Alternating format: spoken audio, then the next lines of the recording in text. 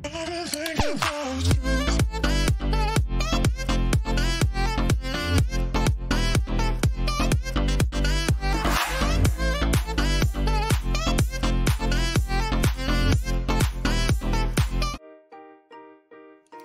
guys, good day po sa ating lahat. Ayan, i-share ko lang yung guys yung aking gawaing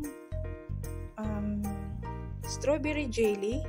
Ayan, so gagawa ako guys ng 4 box na strawberry powder. So gawin ko siya ng jelly. Ayan, ito yung ating dessert. So gagawa ako guys ng 4 box na strawberry jelly yung ating flavors ng ating jelly. So, ilalagay ko siya sa malaking bowl at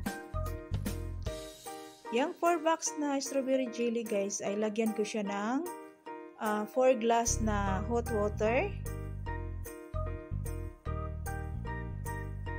Ayan, so kulong tubig yung ating ilalagay guys ng ihahalo natin sa ating powder strawberry jelly. So, ayan, i-mix natin siya para matunaw yung sugar. At pagkatapos guys, at natunaw na yung ating powder na strawberry jelly, at lagyan natin siya, haluan natin siya ng malamig na tubig. Ayan, so 4 na baso or 4 glass na cold water guys na ating i-mix sa ating mainit na tubig. Ayan, so ilalagay natin siya sa maliliit na mga bowl.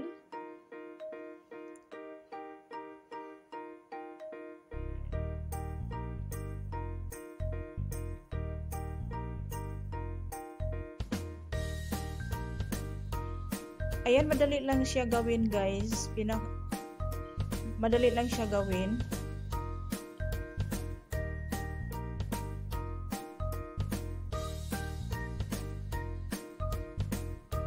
Ayan, so ito yung ating dessert. Strawberry jelly yung ating flavor.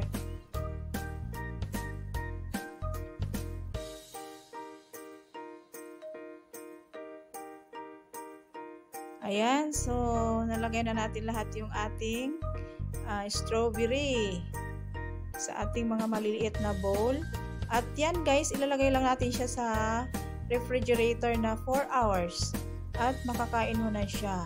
So, ito yung ating strawberry jelly. So, thank you for watching guys.